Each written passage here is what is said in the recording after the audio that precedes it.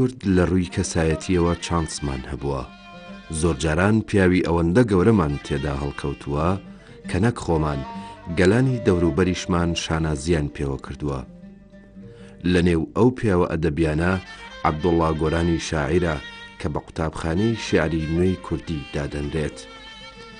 گۆران لە ساڵی 1904 یان لە ساڵی 1905دا لە هەڵەبجە لەدایک بووە. لای باوکی قورئان و سەرەتای خوێندنی خوێندووە. پاشانیش لە مزگەوتی پاشای هەڵەبجە بووە بە فەقێ.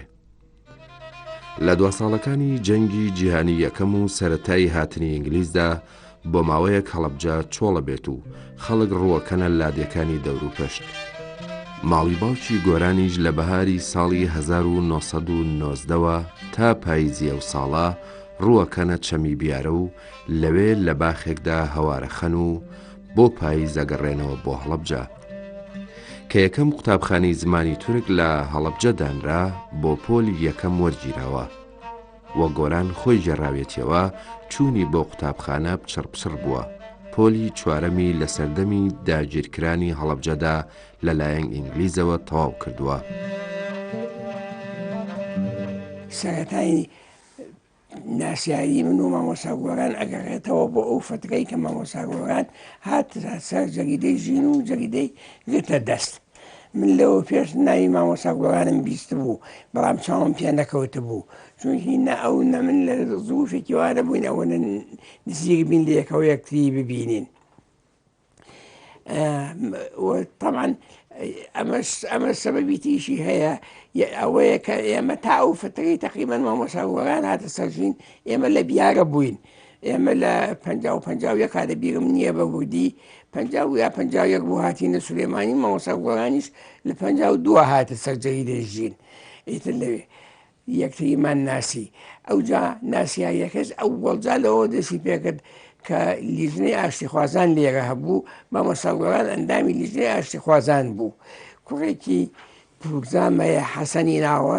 ئەم حەسەن لە لیژنەی ئاشتی خوازان بوو، بەڵام ئەو وەختە بریاریدا بوو سلێمانی بەجێ بێڵە و ئەڕۆیش نادەم بۆ کەکوێش و بۆ کوێش و منی هەڵبژاردبوو. ئیتر من عەلاقەشم بە حیزب شیوعیشەوە هەبوو، ئەوانیش هەر ئەویان تەیید کرد. من چوومە ناو لیژنەی ئاشتی خوازانەوە. لە لیژنەی ئاشتی خوازان مامۆستا گۆرانم ناسی و ئیتر عەلاقەمان دەستی پێکرد. وای لێهات هەموو هەفتەیە لای کەمی دووجار ئەچوون بۆ ڕۆژنامەی ژین و زابوو زیاتریشی کرد و وایشی لێهات حتا بەعزای هەفتە هەموو ڕۆژێ ئەچوون بۆ ژین و ئیشم لەگەڵە کرد و محەلیاتەکانی جەریدەکەم بۆ ئامادە کرد و هەڵەچنیم بۆ کرد بۆ پرۆڤەکانی ژین و لە عەمەلەکانیش ئاشنایم پەیا کرد. عەمەلەکانی ژین ئەزانم بیستەش هەر لەوێن، چونکی لە شوێنێکە خوێندمەوە ناوی یەکێکیان هاتبوو کاک ئەحمەدی ناو بوو.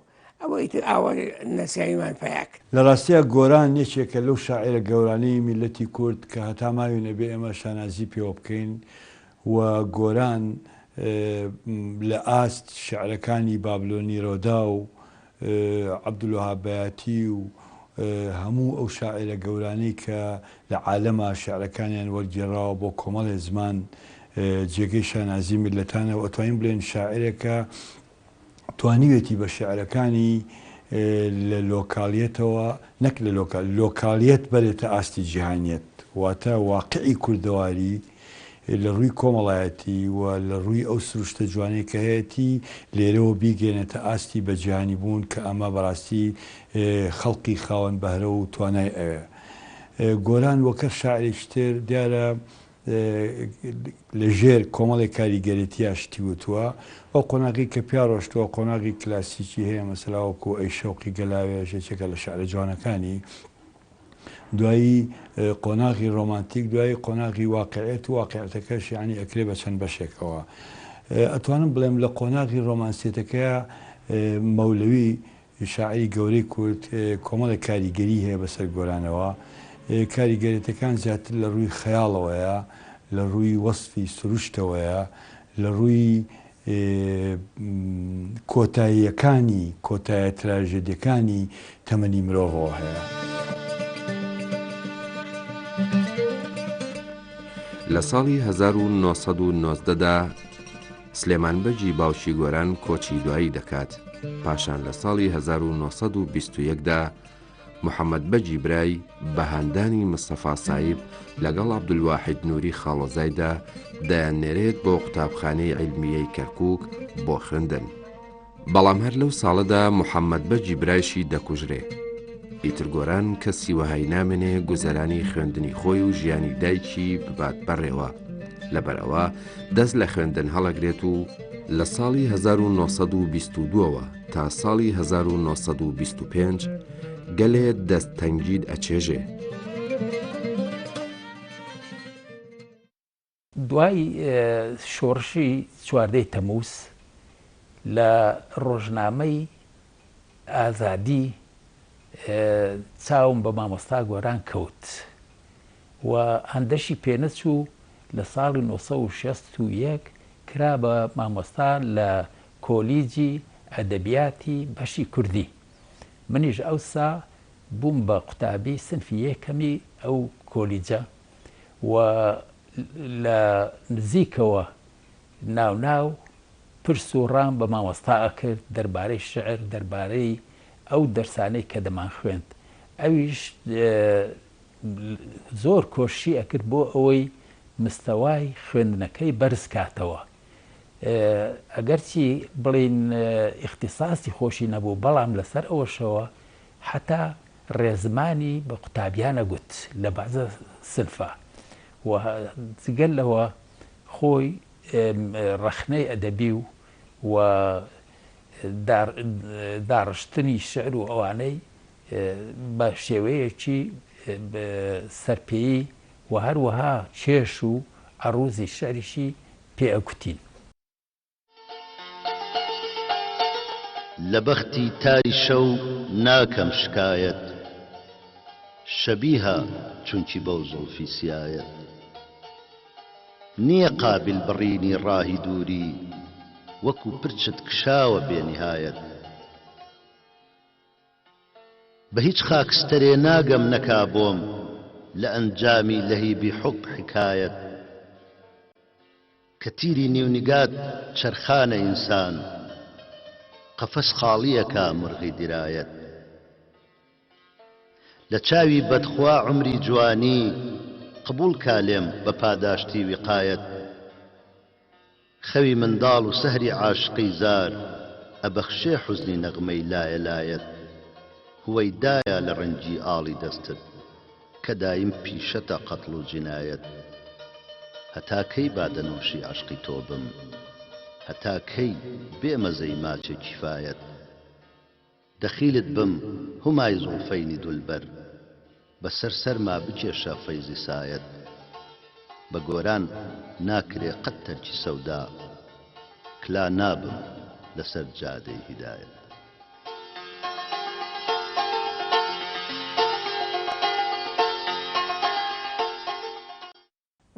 گۆران ئێستاش کەی خوێنمەوە بابەتی تازە هەیە کە لەسەری بنووسم.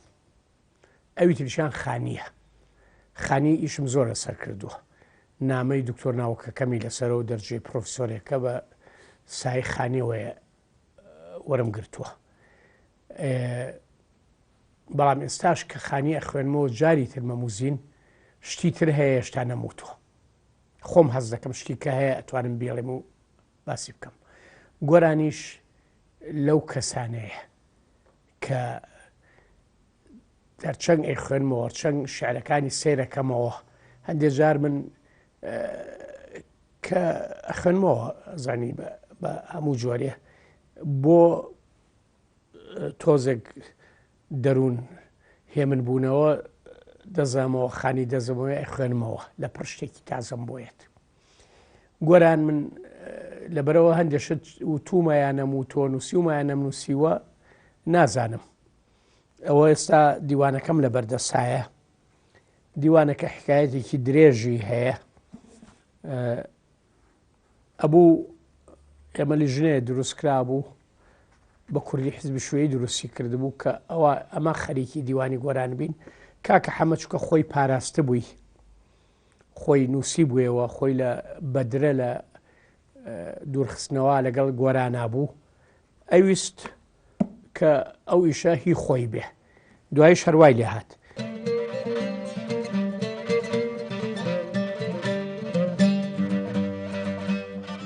گۆران بۆ یەکەم جار لە ساڵی 1925دا بە مامۆستایی لە قوتابخانەی هەڵەبجە دامەزراوە تا ساڵی 1930 لە خوێندنگاکانی ئەو ناوچەیەدا ماوەتەوە.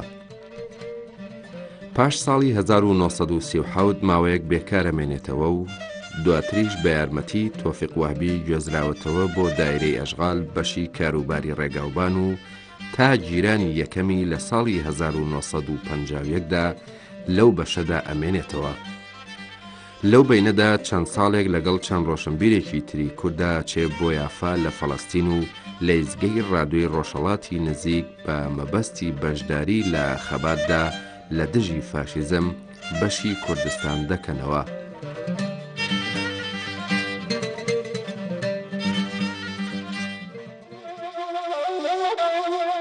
مامۆستا گۆران لە شێری ئاواتی دووریدا دەڵێ ئەی چاو چەشنی بازی قەفەس هەڵوەری پەڕت کوا باڵە تیژەکانی نیگای حوسنی دڵبەرت کوانێ دووچاوی مەست کوانێ برۆی پەیوەست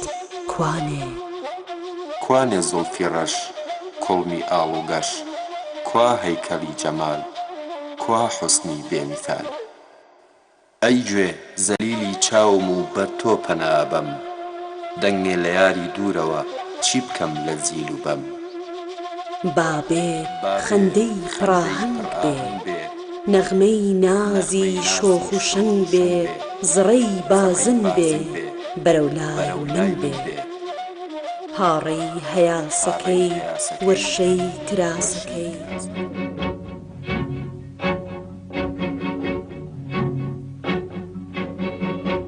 ئەی چاو چەشنی بازی قەفەز هەڵوەرێ پەڕێت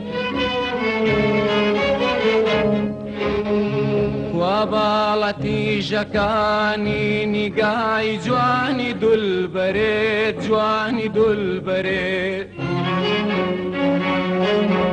ئەی چاو چەشنی بازی قەفەز هەڵوەرێ پەڕێت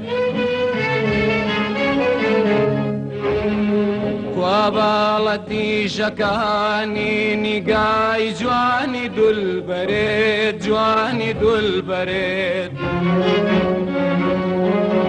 کوا دووچاوی ماست کوانێ دوو برۆی پەیوەست کوانێ. بواری حزبی لە بیرم نییە ئێمە لە یەک تەنزیما ئیشمان کرد بێ بەڵام ئیشی وا هەبووە لە حزبەوە هەردووکمان پێسپێکراوین و هاوکاری یەکترمان کردووە لەو ئیشەوە بەڵام لە تەنزیماتە لە بیرم نییە لە تەنزیماتێکا بوو بم کە مامۆستا گۆرانی تیابێ یا ئەوی تیابێ بەڵام ئەمزانی مامۆستا گۆران لە حزبا بووم خۆشم لە حزبا بووم بەڵام هەرێکی لە بواری خۆیان. ساڵی 1953 کە ئەوسا مامۆستا گۆران سەرنووسەری ڕۆژنامەی ژینی سلێمانی بوو ڕۆژنامەکەش ئێزگار برەوی هەبوو و لە ئاستێکی زۆر بەرزدا بوو و زۆر جار شعری مامۆستای تیا بڵاو دەکرایەوە.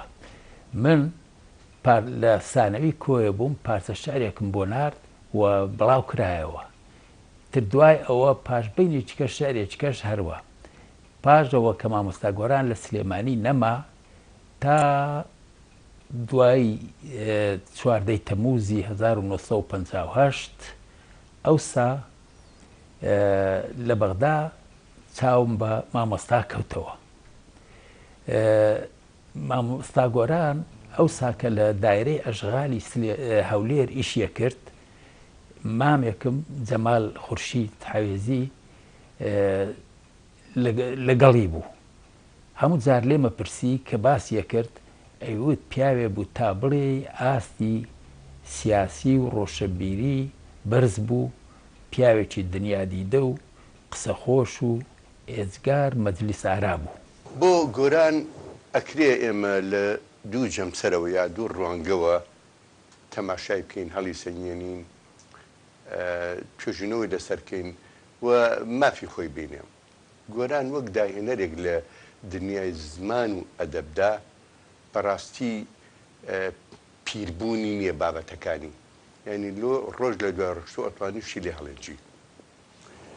ئێمە لێرە لەبەردەم دووڕیانێکە خۆمانە بینینەوە، دووڕیانی ئەو بڵین توێرە تازانەی ڕەخنە کە بنیادگەری فەڕەنسیەکانە کە باز لە چەند کوڕ ڕووداوەکە لەم کاتە تۆ دانەر دائەبڕی لە بابەتەکەی لە دەق لە تێکست، بینەما فۆرمالیستە رووسەکان پیان وایە کە ئەبێ باز لە تەنها دیوی دەرەوەی حاڵەتەکان کەیت و لە مەسەلەی ئەفکار و لە مەسەلەی ئینتیمای حیزبەتی بە دووری بگری. من لەم ڕوانگەیەوە کە بۆ دنیای گۆرانەچم بەڕاستی ئەمەوێ ئەوە بخەمە ڕوو کە حکمت و ئەرکی شعر چییە؟ ئەرکە دەلالەکانی، ئەرکە زەهنەکانی کارەگەری کە چێژ داهاتە.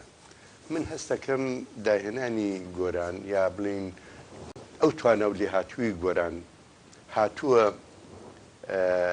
لەلایەنی مۆرفۆلۆژی، لایەنی فۆنەتیک، لایەنی سینتاکسی زمانی کوردی ناڵم تێک و پێچیاوە، تێک و پێک بەو معنایە نا ڕوخانن، بەڵکو بەسەر یەکە تێکەڵی کردووە و دنیایکی نوێی لێ دروست کردووە.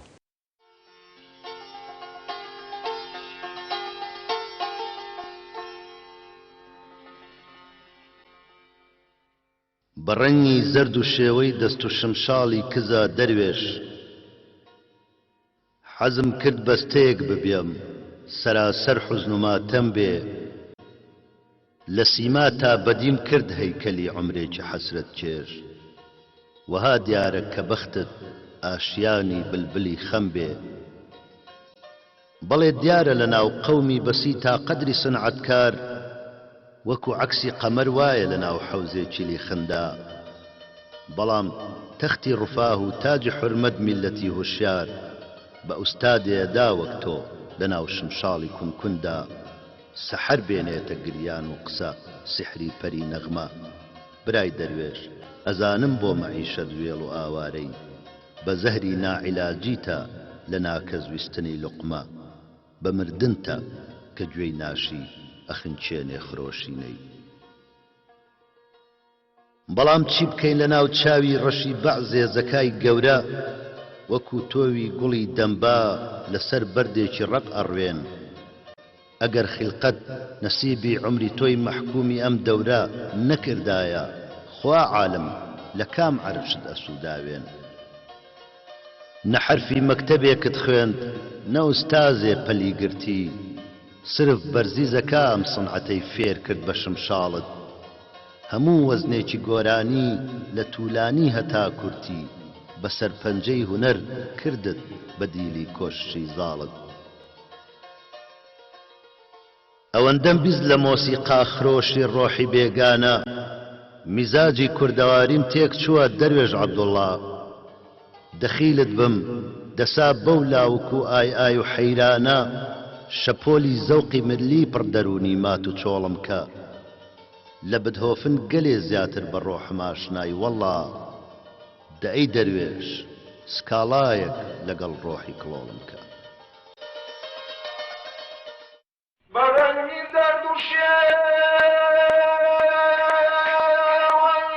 دەست و شەمشای کردە دەروێش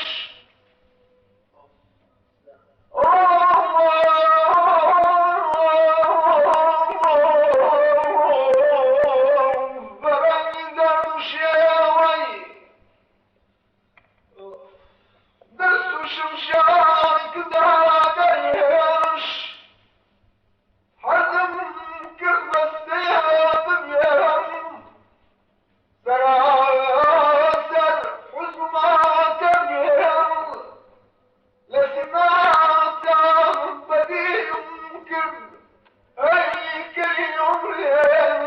حسرت کش اشیان وقت همیشه آشیانی بلبلی خمیه نجرسی مکتبی کخوانیم نوستانیم فریقتی صرف بازی زکامون رئیسن که بشوشان گۆران لە تشرینی دووەمی ساڵی 1952دا لە بەندیرخانەی یەکەم دێتە دەر و دەچێت بۆ سلێمانی و دەبێ بە بەرپر ڕۆژنامەی ژین تا ئەیلولی 1954 لەسەر ئەم کارەی ئەمێنێتەوە. لە حەڤەی تشرینی یەکەمی ساڵی 1954دا بۆ جاری دووهەم لەگەڵ کۆمەڵێ لە ئاشتیخوازانی سلێمانی ئەگیرێ و فەرمانی ساڵێ بەند و ساڵێ خستنەژێر چاودێری پۆلیسی بەسەردا ئەدرێ. ماوەی بەندکردنەکەی لە سلێمانی، کەرکووک، کووت، باقوبە و نوگرە سەلمان و ماوەی چاودێریەکەشی لە بەدرە بەسەرەبات. لە 12 ئەیلولی ساڵی 1956دا ئەم فەرمانی بەندکردنەی تەواو دەکات و ئازاد دەکرێت و دەچێتە بەغدا و چەند ڕۆژێک لەوێ لە یەکێک لە پرۆژە میریەکانی خانوودا بێت بە چاوەشی کرێکار. کاتێک کە ئیسرائیل هێرش دەباتە سەر مسر، دوای ڕازبوونەوەی عەرەبەکان لە ئیسرائیل بڕێک لە کوردەکانیش بە ناوی یەکگرتووی ئیسلامی لەگەڵیان پەیمانی برایەتیە بەستن. گۆرانیش لەوانەیە و دەیگرن و لە حەڤەی تشرینی دووهەمی ساڵی 1956دا دادگای عورفی لە کەرکووک فەرمانی 3 ساڵبەندی بە بارمتەدانانی 1000 دیناری کاتی دەسەپێنێت بەسەریدا. ئەویش بەوەی کە تا 3 ساڵ وردەی لە دەمدەرنێت و کردەوەی وای لێ نەوەشێتەوە میری پێدەڵگران بێ. گۆران نە 1000 دینارەکەی ئەبێ و نە ئەشێوێ گفتی وەها بە میری بدات. بۆیە ئەخرێتەوە بەندیرخانە و تا دەی ئابی 1958 پاش سەرکەوتنی شۆڕشی چواردەی گەلاوێژ لە زینداندا ئازاد دەکرێت. گۆران ئەم ماوەی بەندیرخانەی لە کەرکووک و باقوبە بەسەر بردووە.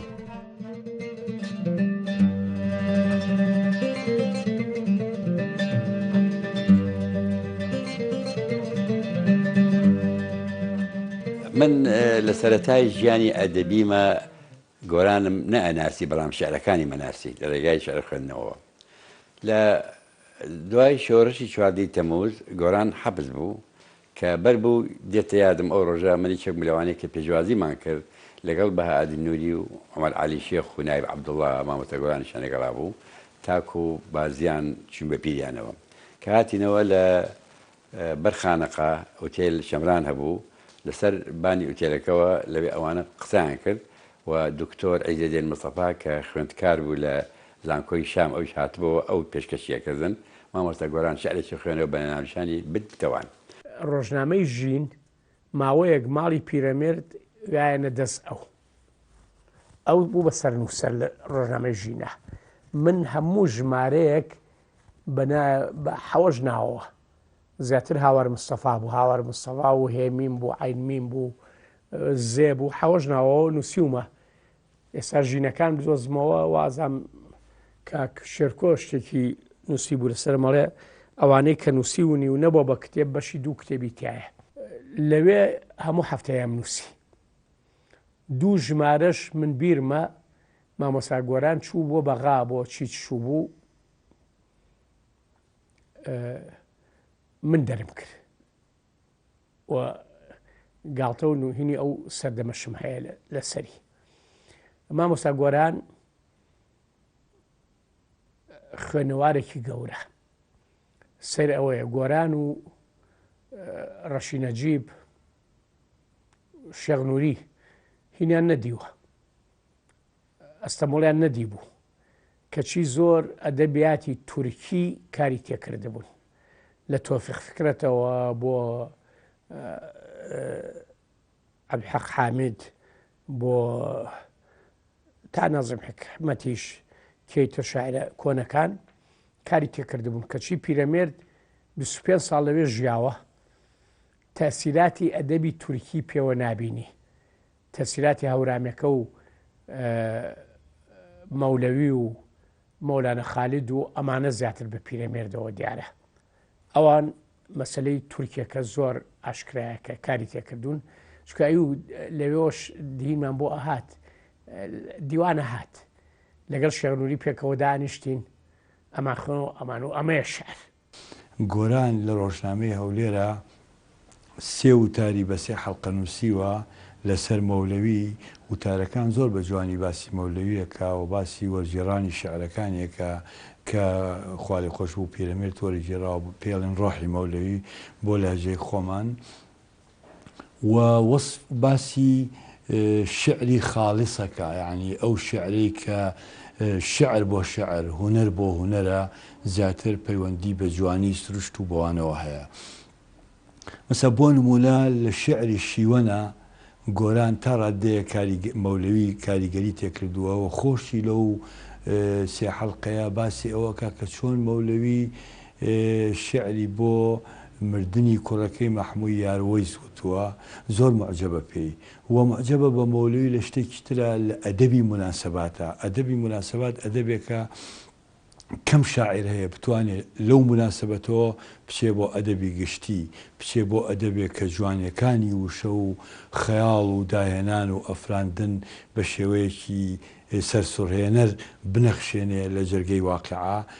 مەولەوی یەکێکە لەوانە کە گۆران چۆن باسیەکە. ئەوەڵەن تاوەکو مامۆستا گۆران لەسەر ژین لاچوو لە 54 لایەن بن لەسەر ژین تا ئەو جای گیرا مامۆستا گۆران منیش گیرام دوا بە دوای ئەو کە من بەر بووشم جارێک چوون بۆ لای بۆ حەبسخانەوە هاتمە دەرەوە گرتمیانەوە بۆ چویت و بۆ نەهاتی بۆ لای ئێمە لە خەکوو بوو ئەمە لەوە لای تر ئەوەنەی کە نزیک بووی نایەکەەوە بۆ تایبەتی ئەو فتری کە مامۆستا گۆران لە بەغدا ئۆقرێگرت و دامەزرا لە بەغدا و ئێمەویش ماڵمان هاتە بەغا زۆر یەکتریمان نەبینی و یعنی عەلاقەکەمان زۆر تۆختر بوو.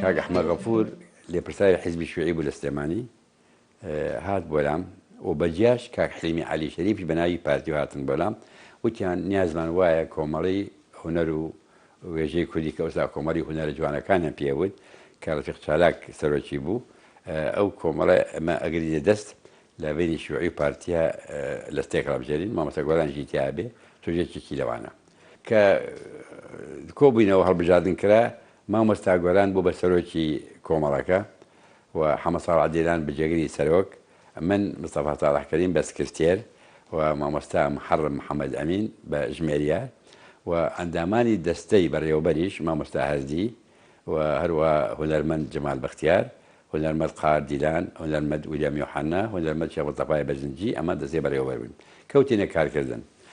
لێرە شتێک مێتە یاد کە بەڕاستی نیشانی ئەو پڕی تەواضوعی مامۆستا گۆرانە هات خەبەرێکی یاینێ بە دەستە کەوا کوردە فەیدەکانی بەغا وەفدێکیانە بۆ سلێمانی بۆ پیرۆزباییکردن لە میلەتی کورد بۆ ئەم جەژنی تەمووز کەوا شۆڕش بۆ ڕزگارمان بۆ ئازادیەک هەیە لە وڵاتە وتی حەزەکەم مستەفا وتەیەک خوێنێتەوە بە عەرەبی و منیش خۆم من شیعرێکی خوێنمەوە ئەگەر ڕێگەم بن ئەجا شیعرێکی زۆر جوانی بۆ کوردە فەیدەکان وت منی گوتارێکم بە عەرەبی پێشکەش کرد لە کۆمەڵە. دەربارەی سیاسەت گەلێ دوایین و گەلێ هینمانە کرد و ئەویش بێگومان وەکو تێکۆشەرێکی دەستە چەپی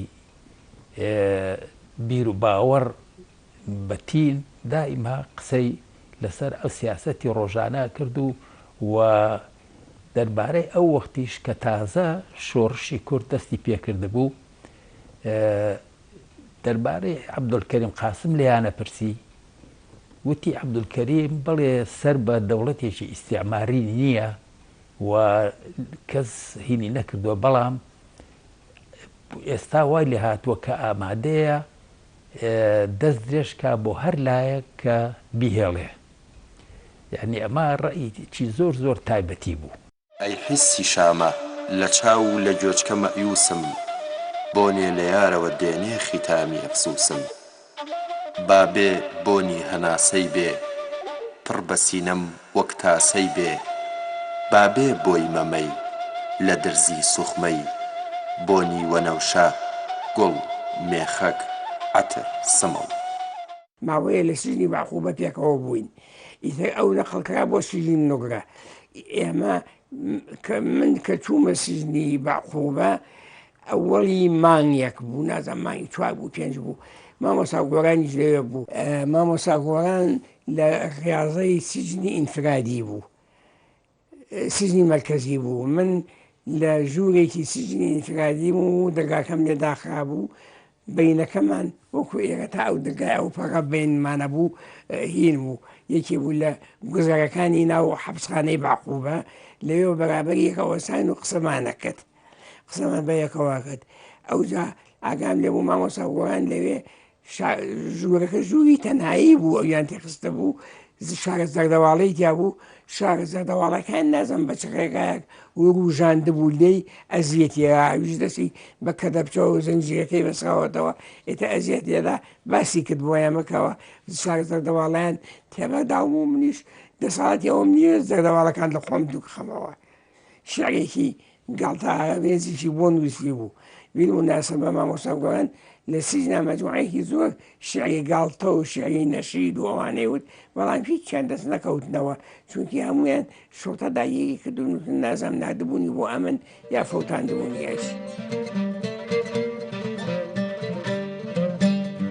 گۆران پاش ئازادبوونی لە زیندان نەگەڕێتەوە بۆ سلێمانی و پاش ئەوە بە ماوەیەک لەگەڵ شاندێکی میلی سەر لە یەکێتی سۆڤێت و چین و کۆریای باکوورەدا.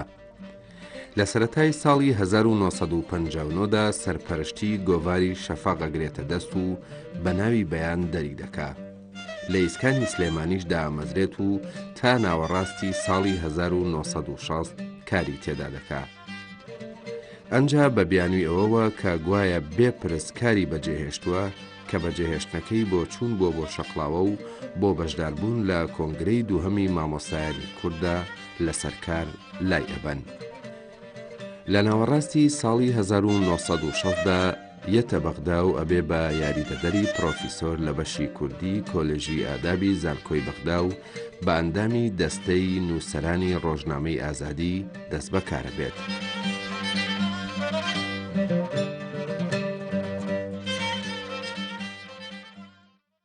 جارێک ئەحمەبەجی کۆماسی کە شاعرێکی سەردەمی مەولەوی بووە چۆتە شاییەکەوە لە شاییەکە وەصفی جوانی کچەکان و هەڵپەرچێ و ئەوانە ئەکا ئەمە ناردەتی بۆ مەولەوی لە خەیاڵی خۆیان ئەویش وەصفی شاییەکیش دەکاتەوە کە ناردێتەوە بۆ ئەحمەبەجی کۆماسی. گۆران لەسەر هەمان بابەت لە وەصفی شایەکەی قەراقە ئەبینین تا ڕادێتە ئەسووری مەولەوی پێوەیە. گۆرانیش دەفەرمێت گوڵ بە ئاهەنگی ئامان لەرزۆکە پێدا بنێ و پێ بەرزۆکە وەصفی هەڵپەرچەیەکە کە چۆن پێدانێ و پێ بەرزەکاتەوە.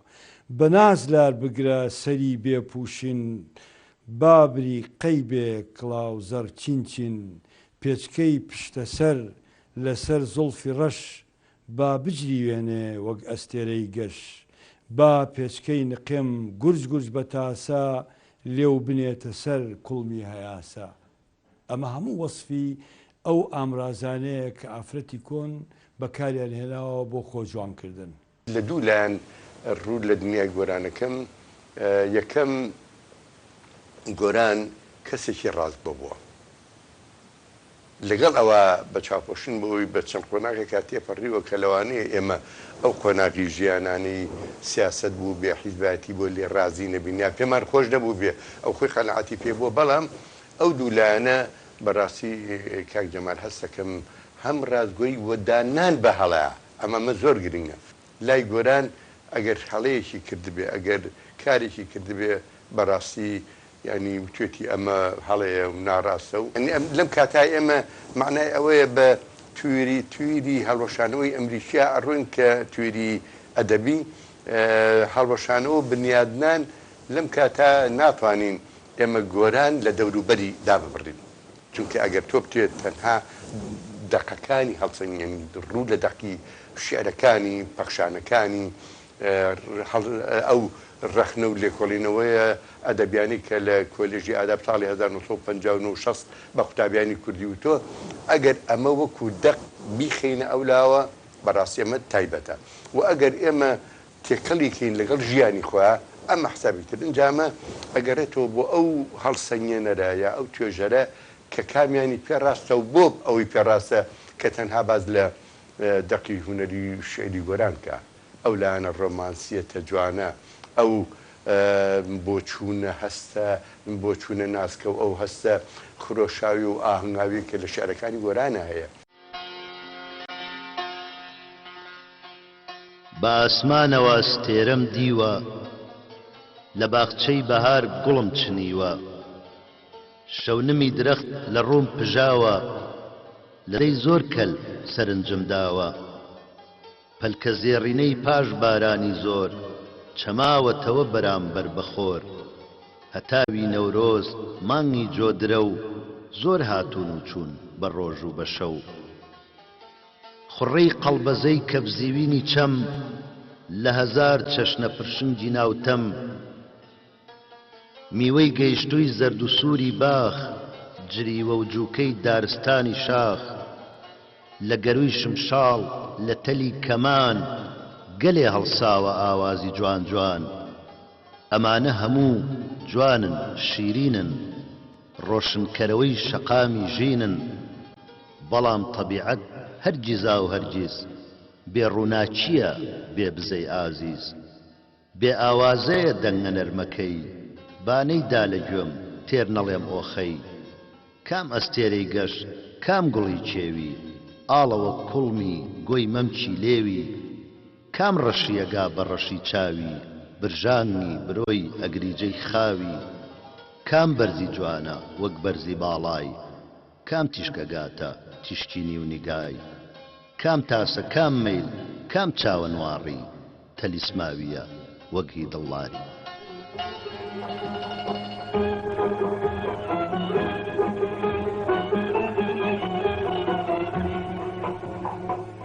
بأسمان وسرم ديوان بأسمان وسرم ديوان لبخشي بهار قوم سنيوان لبخشي بهار